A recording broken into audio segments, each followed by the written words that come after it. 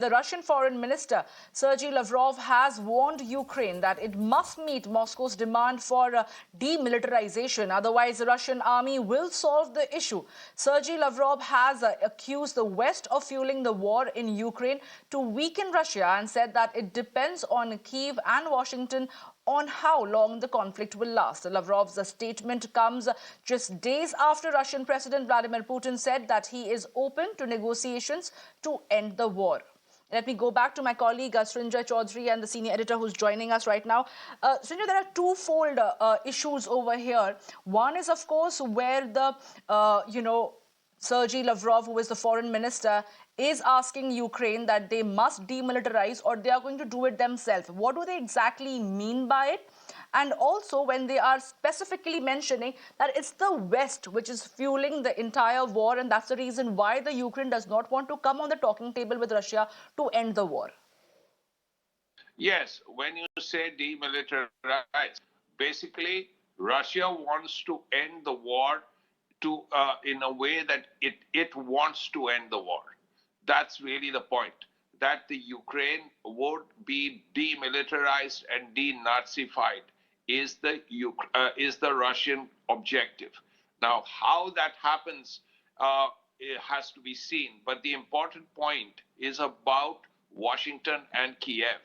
Now, the fact that Russia and Ukraine are fighting this war and it's gone on for over 300 days, one reason for that, of course, very strong resistance by the Ukrainian soldiers, but also the fact that the weapon systems that have been provided by the West, primarily America, but also Britain, have been very effective. Weapon systems like the HIMAR have been very effective, and as a result, the Ukrainians have not only been able to resist the Russian invasion, but also turn it back. In some areas, the Ukrainians have taken over land that the Russians had taken earlier in the war, like Kherson and places like that. So it is really the American weaponry that is helping Ukraine and is continually helping Ukraine and hurting Russia. So this is really the point that Lavrov is making. But when Putin talks about peace and the end of the war, what are the terms? For instance, the Crimea, which the Russians took over in 2014. Now, does Crimea go back to the Ukraine? Russia will say certainly not. So there are very big problems even when peace talks begin. So if they begin at all in the near future, there are issues that have to be worked out. And Russia is making it very clear. Here, Lavrov is saying very clearly, Ukraine has to demilitarize. The question is, why will Ukraine do it?